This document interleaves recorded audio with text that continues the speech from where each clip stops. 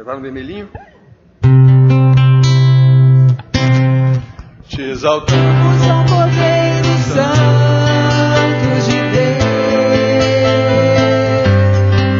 e declaramos as tuas maravilhas. Teu Espírito se manifestará nesse dia,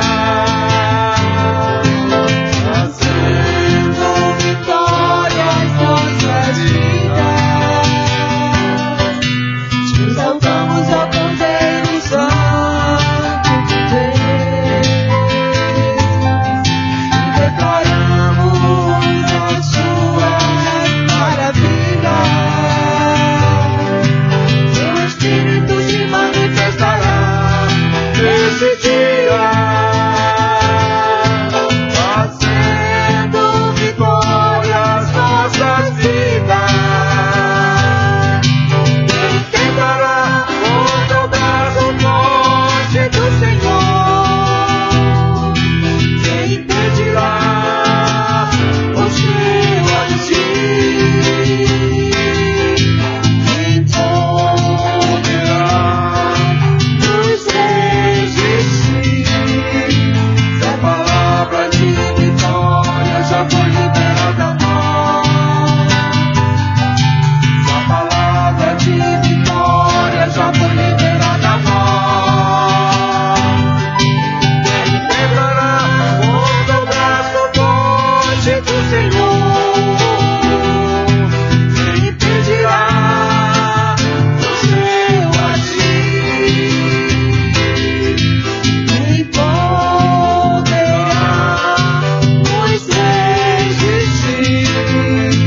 Se a palavra de vitória já foi liberada a nós, se a palavra de vitória já foi liberada a nós, se a palavra de vitória já foi liberada a nós.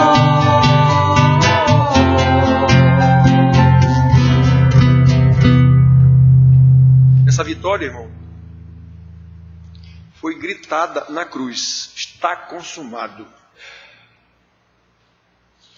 O que dizem que foi fracasso de Jesus na cruz, líderes da religião cristã dizem um absurdo desse, foi exatamente a sua vitória. Foi a morte na cruz. Aí, como ele veio para morrer e ressuscitar, ele ressuscitou ao terceiro dia para garantir que todos os seus ressuscitarão com ele, do mesmo jeito que ele ressuscitou. Louvado seja Deus.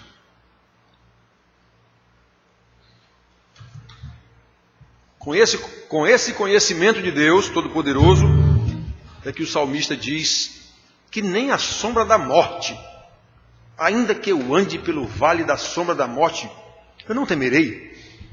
Eu sei quem é o meu Senhor, eu sei para onde vou, então não há por que temer. O Senhor é o meu pastor.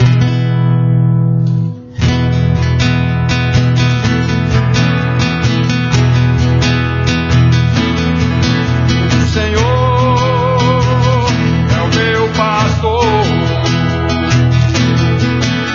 e nada, nada, nada me faltará. Deita-me faz em verdes pastos, e guia-me pra junto às águas tranquilas.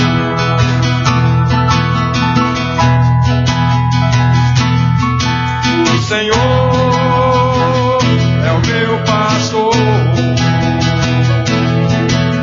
e nada, nada, nada me faltará.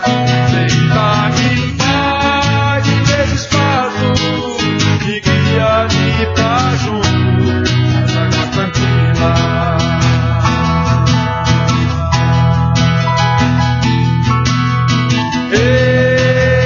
Refrigera minha alma e guia-me pelas veredas da justiça, por amor do teu nome, por amor do teu nome.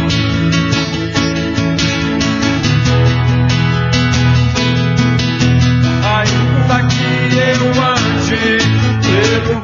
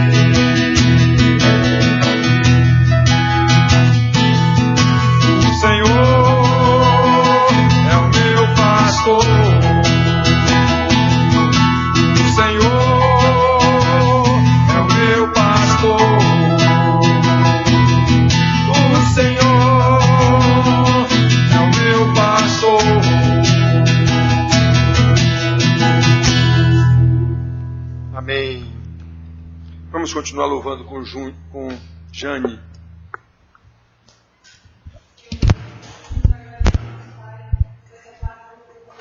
Nós podemos te louvar, Senhor. Deus abençoe, Senhor, continua aqui conosco. Pai, em nome de Jesus, abençoa os nossos corações para que estejamos cativos, Senhor, para receber a Tua palavra e colocarmos em prática, Pai. Em nome de Jesus, nos ajuda, Senhor. É assim que eu te oro e te agradeço. Em nome de Jesus. Amém. Amém. Amém. Podem sentar, irmãos.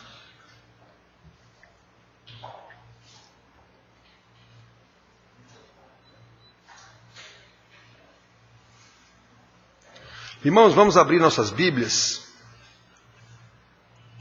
na carta de Paulo aos Efésios,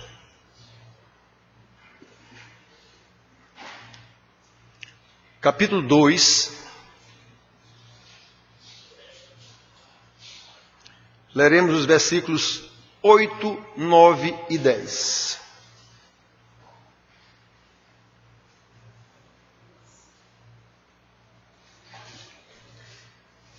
Muitos sabem decorados esses versículos pela quantidade de vezes em que eles são citados aqui, especialmente no discipulado de segunda e sexta-feira. Todas as aulas de discipulado, esses versículos de alguma forma são citados. Mas vamos aprender um pouco mais. Ou vamos aprender mais uma vez o que é que o Senhor nos ensina. Então, diz assim como conclusão do ensino que Paulo vinha dando sobre a salvação: porque pela graça sois salvos mediante a fé. E isso não vem de vós, é dom de Deus. Não de obras, para que ninguém se glorie, pois somos feitura dele, criados em Cristo Jesus para as boas obras, as quais Deus de antemão preparou para que andássemos nelas.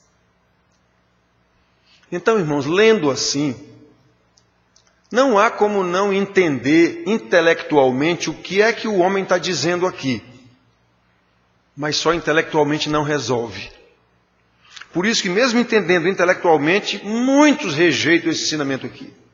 Então que Deus nos abençoe, para que mais uma vez, ministrando esses ensinos que são repetidos, inclusive nas cartas são repetidos também, no Velho Testamento é repetido também, que Deus nos abençoe, para que a gente entenda, mas entendido mesmo, na alma, no coração, no entendimento, e que a gente ponha em prática esse conhecimento.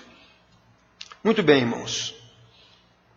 A mensagem desses 3 versículos pode parecer saturada, ou seja, já deu o que tinha de dar. Já falaram tanto nisso. De novo, pastor? De novo.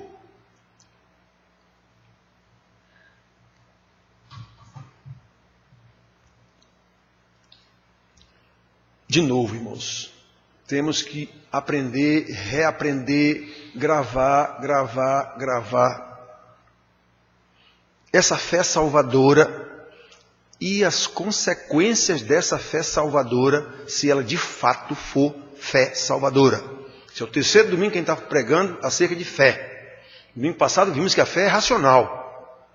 A nossa fé é racional, não é crendice não. Não é superstição não. A fé verdadeira é fé racional. Eu sei quem tenho crido. Então, irmãos, todos nós já ouvimos inúmeras vezes esse versículo, sabemos que a fé, a salvação, ela decorre da graça soberana de Deus. Foi Ele que nos elegeu desde a eternidade. Quantas vezes eu repito esse processo aqui? Foi Ele quem nos chamou no tempo oportuno por uma pregação de alguém. Foi Ele quem nos justificou na plenitude do tempo com a justiça do justo Jesus, seu Filho que veio à terra, Filho de Maria, e foi crucificado por causa dos nossos pecados. E assim, com essa justiça de Jesus que nos foi outorgada, nós fomos adotados como filhos de Deus em Cristo Jesus, e agora, uma vez adotados, Ele não nos vai deixar no meio do caminho. Como não deixou Israel no meio do caminho quando o tirou do Egito para levar para Canaã. Isso é apenas uma simbologia do que Ele está fazendo com a igreja. Ele salvou, e aqueles que Ele salvou, Ele vai levar para a nova Canaã, para a nova Jerusalém, como está no Apocalipse. Sofremos os percalços dessa caminhada? Sim, como Israel sofreu 40 anos no deserto. Aquilo é tudo simbólico. De alguma forma, simboliza essa caminhada da igreja agora até chegar na glória. E agora Ele nos conduz. Ora, se Ele nos salvou, Ele não nos vai deixar no meio do caminho. Ele nos conduz em santidade de vida, pelo poder do Espírito Santo, que em nós passa a habitar. Para que vivamos para a glória de Deus aqui na terra, enquanto estamos aqui, até que chegamos na sua glória, na eternidade. É esse o processo. Então, irmãos, será que todos têm plena consciência dessas verdades maravilhosas? Presta atenção, quando eu falo em plena consciência, não é um conhecimento cultural, familiar, igrejento. Eu falo em conhecimento mesmo. Eu sei em quem tenho crido. Somos salvos pela graça, é verdade. Somos salvos mediante a fé, está dizendo aqui, é verdade. Isso é dom de Deus, é verdade. Não é por obras nossas, é verdade. Porém, irmãos, o que quer dizer cada uma dessas verdades? Que profundidade elas têm? Ou elas estão na nossa cabeça apenas na superfície? Quantos desconhecem o conceito de graça? Quantos confundem fé com crendice?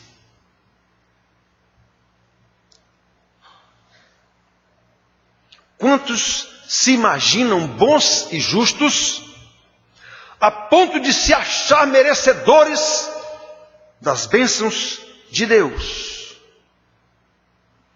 Quantos praticam boas obras, porém obras suas, obras que você gosta de fazer, obras que você gosta de ser reconhecido porque fez tais obras?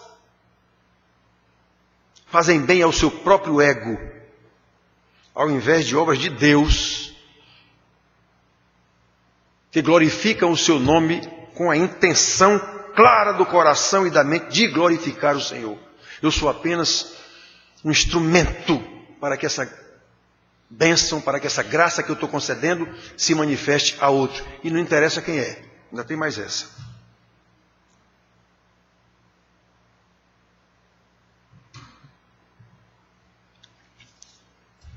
Preste atenção, irmãos.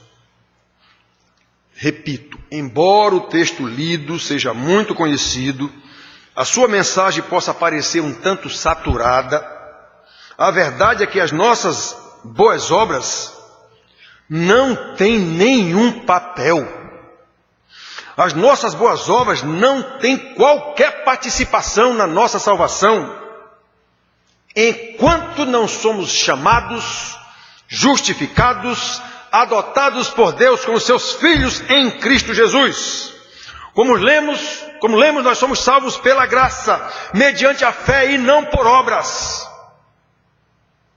Porém, há um porém, as boas obras de Deus e não nossas, se constituem em resposta clara, se constituem na manifestação material, visível da salvação que nós recebemos pela graça.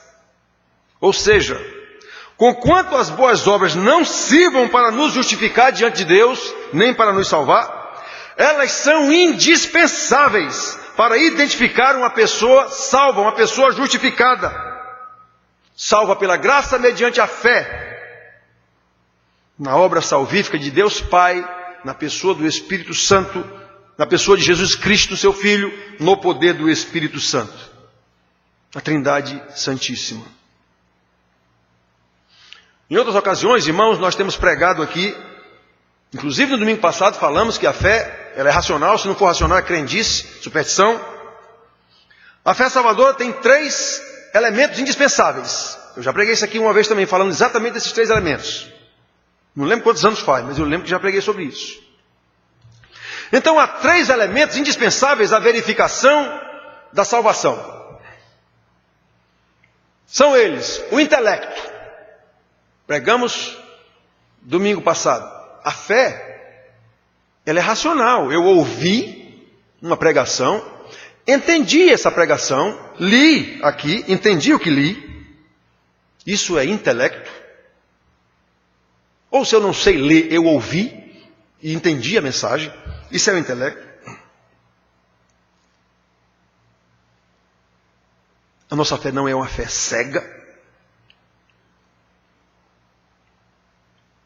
E ele sabe, o salvo sabe, quando ele ouviu e entendeu essa mensagem, ele sabe que foi salvo nesse momento, ele sabe que Jesus Cristo o salvou, Deus o salvou em Cristo Jesus, ele sabe. Ele não conhece ainda os meandros da justificação e da doutrina, porque ele vai passar a aprender a partir daí. Detalhe, ele vai desejar aprender. Eu repito quase toda a aula e quase toda a pregação aqui. O crente que não sente necessidade de conhecer a Cristo, a Deus, o seu Salvador, não é convertido. Não tenham dúvida disso não, irmãos. Não tenham dúvida disso. É só um religioso. E se juntou a uma agremiação sócio-religiosa. Só isso. Então reparem bem, irmãos. Ele sabe que Jesus é o seu Salvador. Ele sabe pelas Escrituras que todo aquele que crê nesse Salvador não estará mais perdido, não está mais destinado às trevas, ele agora tem a luz, abriu-se os olhos, seus olhos foram abertos pelo poder do Espírito Santo. E ele sabe que agora tem a vida eterna, João 3,16, que a gente sempre cita. Ele amou o mundo que deu o seu Filho, para que todo aquele que nele crê não pereça, que é a condição original de todo homem desde Adão, condição de perecimento no inferno. Mas aquele que crê no Filho de Deus, e é Deus quem dá a ele o poder de crer, como está escrito em João 1,12. Mas aqueles que creem no seu nome, ele deu o poder de serem feitos seus filhos. E no 13 diz que esse poder não é humano, é poder do Espírito Santo. Então tudo vem de Deus. O salvo, ele sabe disso. Ele sabe disso. Eu não sou capaz de chegar ao Senhor. O Senhor veio a mim. Ele sabe disso. Então, irmãos, reparem que o primeiro ponto é o entendimento. O segundo ponto mexe com o meu coração, com as minhas emoções, com o meu ser. Eu fui salvo. Eu fui salvo. Ele entende que estava no abismo. Ele entende que foi tirado do abismo. Eu fui salvo. E então, irmãos, há um terceiro elemento que entra nesse processo de intelecto, emoção e vontade. Esse terceiro elemento é a vontade, que é exatamente a comprovação de que você foi salvo. Sua vontade é alterada. Agora é o Espírito Santo quem vai comandar a sua vontade. A sua vontade não é mais sua, agora é a vontade de Deus. Vamos ver isso. Esse conhecimento intelectual é capaz de nos emocionar com tão grande amor de Deus que deixou o céu, a sua glória, transformou-se num humano pobre, foi humilhado até o limite máximo da humilhação que se conhecia naquela época, a crucificação. Por causa dos meus pecados, para a glória de Deus, Ele fez isso. E eu fui incluído nessa glória. Essa glória começa exatamente no momento em que o meu intelecto entendeu isso. E observe, irmãos, que a emoção, ela vem depois do conhecimento intelectual. A emoção é fruto da razão, do entendimento, e não o contrário, como está em voga em qualquer igreja, em qualquer pregação que se ouve nesse país, com raríssimas exceções. Eu sinto alguma coisa. Eu acho isso, eu penso aquilo.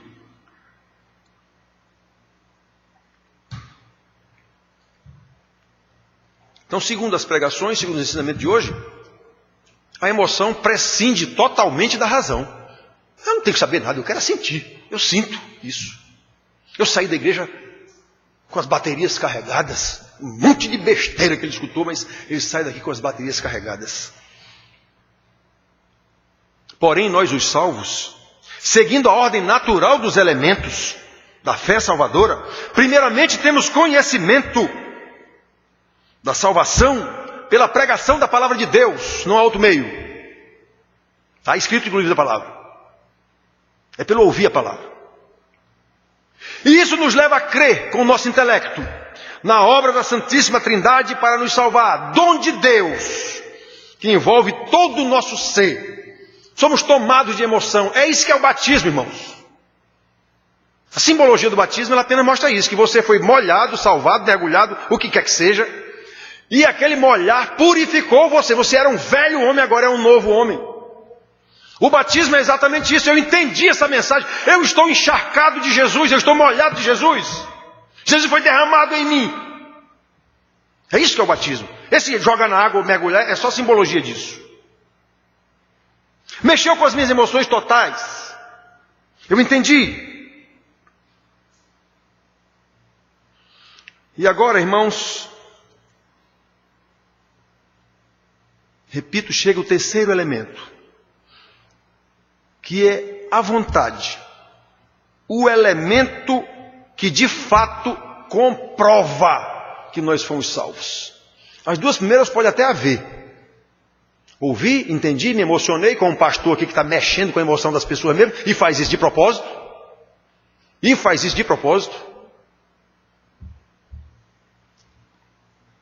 Há uma parte da ciência chamada homilética, que trata da apresentação de um discurso, que ela se presta para isso mesmo.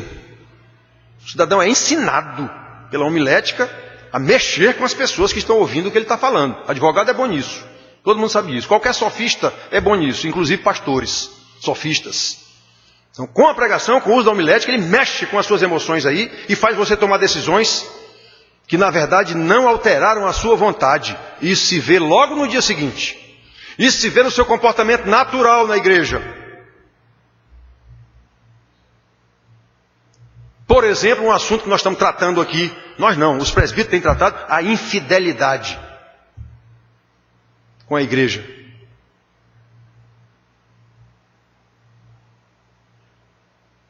Irmãos, não tenham dúvida, falta de fidelidade com aquilo que você diz que creu, é a comprovação de que você realmente não creu. Entendam, desses três aspectos, intelectual, emocional e volitivo, sua vontade, esse último, a vontade, é a que realmente comprova que houve uma mudança. Houve uma mudança. Após o conhecimento intelectual, racional, a aceitação sentimental de que Jesus é o nosso Salvador, a única, repito, comprovação de que essas verdades foram realmente assimiladas é a transformação, a mudança da nossa vontade. Ou seja, uma vez convencidos intelectual e emocionalmente pela ação do Espírito Santo, já não é mais a nossa vontade que nos domina, e sim a vontade daquele que nos salvou.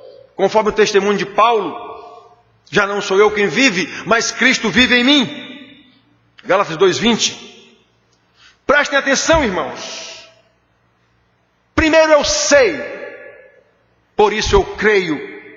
E porque eu creio, eu obedeço. Pelo que eu sei, pelo que eu creio, eu fui salvo por Deus em Cristo Jesus para as boas obras de Deus. Então eu preciso obedecer. Constrangido pelo amor que me salvou, eu preciso amar aquele que me salvou. Eu preciso provar que ele me salvou, honrando e glorificando o seu nome de forma obediente. Nada diferente disso é um crente. Portanto, contrariamente ao que se ensina através de pregações humanísticas atuais, pregações que nos colocam em posição de credores de Deus, capacitados a exigir de Deus aquilo que nós queremos, Ele tem que nos abençoar. Na verdade, irmãos, Deus não tem nenhum compromisso com a nossa fé, quando essa fé parte de nós mesmos. É uma fé puramente cultural, é uma fé puramente crendice, superstição. Isso é idolatria dentro de qualquer igreja, seja presbiteriana, seja o que for. O compromisso imutável de Deus é com a sua palavra. Portanto, com a fé, conquanto dom verdadeiro de Deus, ela brota do conhecimento de Deus, como nós falamos no domingo passado. Por isso não podemos crer, nem esperar qualquer coisa de Deus que não esteja na sua palavra.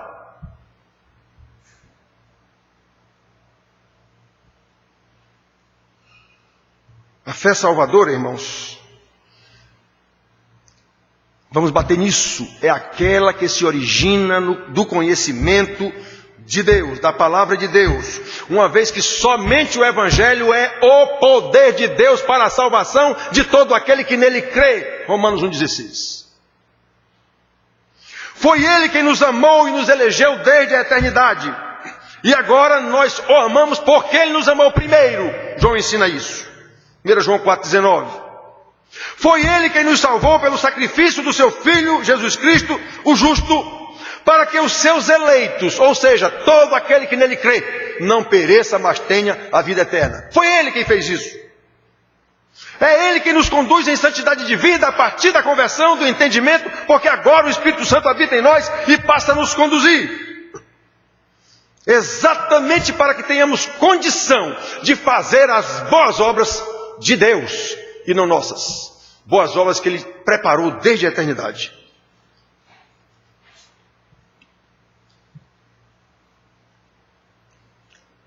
Texto tão batido, né, irmãos? Pois é, irmão, mas tem tanta coisa para aprender nesse texto tão batido.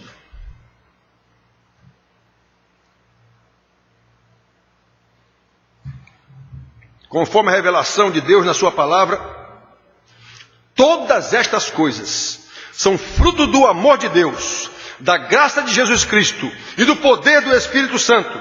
Esse é o fundamento da fé, através da qual nós recebemos a salvação pela graça. Fé que traz em seu bojo um compromisso de obediência com Deus, seu pacto, desde lá do Velho Testamento. A única condição que nos foi dada foi a obediência. O resto, tudo Ele faz. Independentemente de obras que venhamos a fazer antes da conversão ou fora da conversão, tudo vem do Senhor. Porém, uma vez salvos, fomos salvos para as boas obras. Isso é consequência natural e obrigatória da salvação pela graça. Precisamos estar conscientes disso, irmãos. A fé salvadora modifica o nosso caráter, modifica a nossa cosmovisão, cosmovisão, a visão geral das coisas. Modifica a nossa visão de Deus. 2 domingos atrás pegamos sobre isso também. Modifica a nossa visão sobre quem sou eu. Modifica a nossa visão sobre quem é o meu irmão. Modifica a nossa visão sobre o que é a igreja, o que é pastor, o que é a ovelha.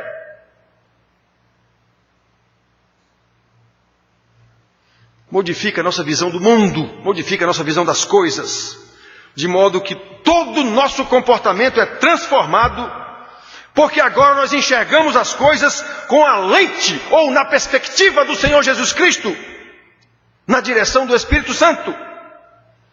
Por isso, como consequência natural da fé salvadora, os salvos se esforçarão sobremaneira para viver uma vida de santidade que seja um fiel testemunho do Evangelho daquele que o salvou. Agora, como Paulo ensina aos 1 Coríntios 2,16, nós temos a mente de Cristo. Como ele ensina aos Romanos 2,12. Aliás, 12,2. Nós mudamos, nós trocamos os nossos pensamentos, são outros agora. O nosso pensamento antes de ser salvos era um. Agora, depois de salvos, é outro. Somos nova criatura. Coríntios, somos nova criatura. Ou não.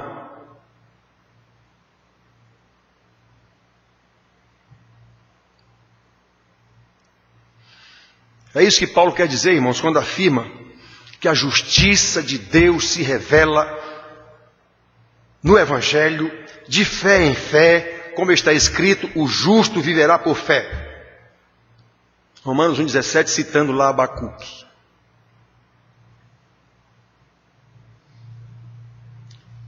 É de fé em fé, de glória em glória, como Paulo também, de glória em glória, de conhecimento em conhecimento, porque glória aqui na terra é o conhecimento de Deus.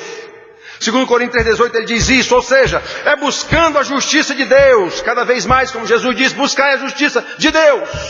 É de conhecimento em conhecimento, é de obediência em obediência, é de boa obra em boa obra, que o justo viverá pela fé, fortalecido no Senhor e na força do seu poder.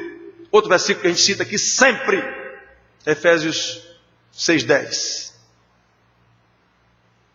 Irmãos queridos, prestem atenção, irmãos. Não é possível separar fé salvadora de boas obras. A mensagem do boletim trata disso. Todos os salvos pela graça, mediante a fé, necessariamente farão as obras de Deus que foram preparadas desde a eternidade para que nós façamos essas boas obras, vivendo de acordo com a ética cristã, ensinamento do Senhor Jesus e de seus apóstolos. Nunca nos esqueçamos da nossa grande responsabilidade como testemunhas do Evangelho da salvação do nosso Senhor Jesus Cristo, o Evangelho que nos salvou. E que essa responsabilidade, ainda que seja nossa, faz parte da fé salvadora que recebemos de Deus. É o Espírito Santo quem nos fortalece para que andemos de acordo com os fundamentos dessa fé salvadora, de acordo com as consequências naturais advindas dessa fé salvadora, que é a obediência ao Senhor para glorificar o seu nome, para honrar o seu nome. Enquanto Ele agrega os salvos pelo nosso comportamento, pelo nosso falar, pelo nosso agir, pelo nosso viver. É isso que é a igreja, de acordo com a Bíblia. A igreja que se formou logo depois dos apóstolos, que ele manda essas cartas aqui inclusive, as cartas comprovam que elas não estavam de acordo com a palavra. As cartas de Jesus, as igrejas do Apocalipse, comprovam, elas não estavam de acordo com a palavra. Só 2 das 7 igrejas. Então ninguém toma como modelo as igrejas na história da igreja. Isso não é modelo. O modelo está na Bíblia.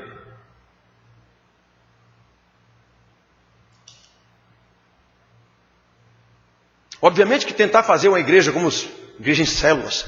Temos que fazer igreja em células que nem lá em Atos. Aí já é loucura. Aquilo ali foi história. Aconteceu naquele contexto. Não vamos viver que nem Israel vivia também? Pronto. Aquilo foi naquele contexto, naquela ocasião, naquele local, que a igreja se desenrolou daquele jeito. Hoje é outra história. Nós temos que entender os fundamentos. O que é que a Bíblia diz, o que é a igreja. Olha as cartas, o que é, como tem que viver uma igreja. E não. As cartas do Apocalipse, está lá. Todas as cartas do Apocalipse. A desgraça que adveio sobre elas e que Jesus acusa foi a cultura, foi a mistura com a cultura local. Todas elas.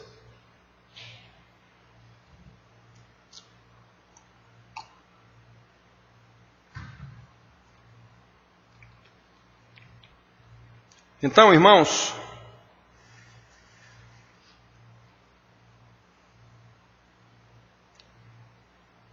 é de fé em fé, quer dizer, de conhecimento em conhecimento. É de justiça em justiça, de Deus e não nossa. De obediência em obediência. Quanto mais conhecemos o Senhor, mais Ele nos fortalece para obedecer. Quanto mais obedecemos, mais conhecemos o poder de Deus na nossa vida. E quanto mais nós conhecemos o poder de Deus na nossa vida, mais nós faremos boas obras de Deus, porque o poder do Espírito Santo está conosco. Então é um círculo virtuoso. Ao invés de ser um círculo vicioso, é um círculo virtuoso. É Deus em nós. De fé em fé. De obediência em obediência. De bênção em bênção. De glória em glória. É isso, irmãos, que quer dizer esses versículos aqui. Nós somos salvos pela graça, mediante a fé. Isso não vem de nós, é dom de Deus. Não de obras, para que não venhamos a nos gloriar. Ora, se eu fiz alguma coisa, então eu mereço um pagamento. Paulo diz isso aos Romanos.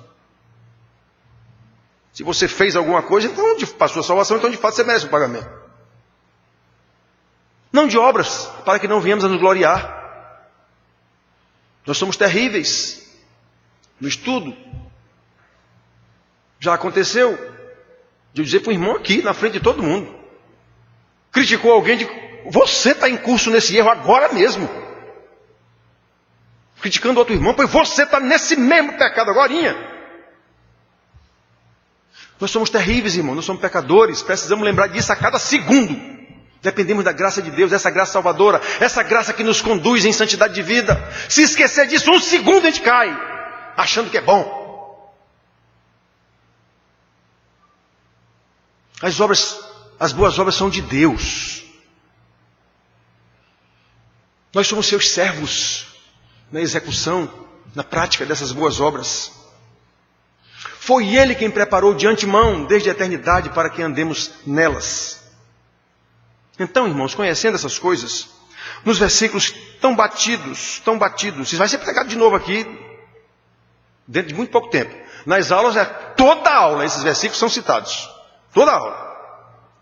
Nós precisamos estar atentos. É isso que quer dizer meditar nas palavras do Senhor. É estar com ela na cabeça, no sentido de que a gente lembre o tempo inteiro.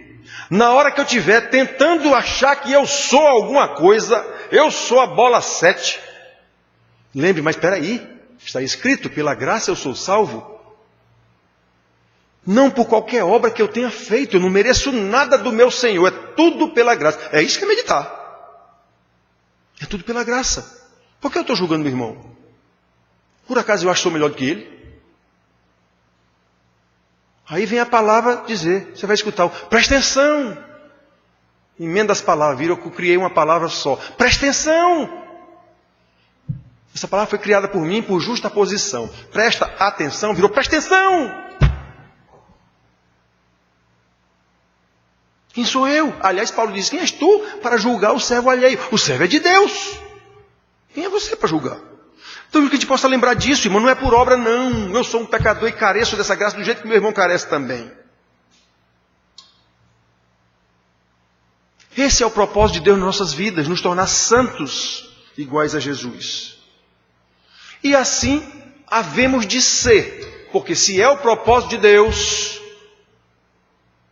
tudo vai concorrer para esse propósito, inclusive provações, que é delas que Paulo está falando quando diz isso. Todas as coisas concorrem para o bem daqueles que são chamados a Deus. Leia para trás, ele está falando de provações, não está falando de bênção.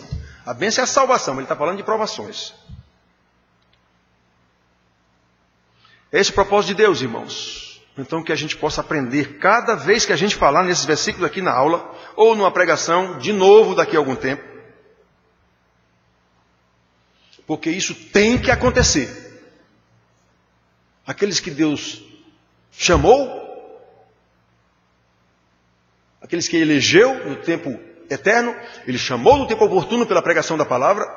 A quem ele chamou pela pregação da palavra entendeu esse sacrifício de Jesus na cruz, substitutivo, era eu que tinha que estar ali. Então, esse entendimento dá a ele naturalmente a adoção de filho de Deus em Cristo Jesus, e aí o Espírito Santo passa a habitar nele para que ele ande de acordo com a ética cristã, fazendo as obras de Deus e não suas, exatamente para isso, para o louvor da sua glória. Que Deus nos abençoe. Mais esta vez que repisamos, eu mostro para vocês nos estudos aqui, o ensino da Bíblia é o mesmo o tempo inteiro, não muda não. É o mesmo o tempo inteiro. Deus criou, essa criação caiu, Deus mostra seu plano para redimir essa criação, e dentro da redenção dessa criação estão os eleitos de Deus, que uma vez remidos serão santificados exatamente para serem os agentes dessa remissão dos outros eleitos de Deus, e no fim Deus acabará com tudo para fazer novos céus e nova terra, a sua glória eterna com os seus eleitos. É disso que a Bíblia trata, não tem nada além disso. Então nós temos que entender essas coisas e viver para a glória de Deus. Que Deus nos abençoe. Amém.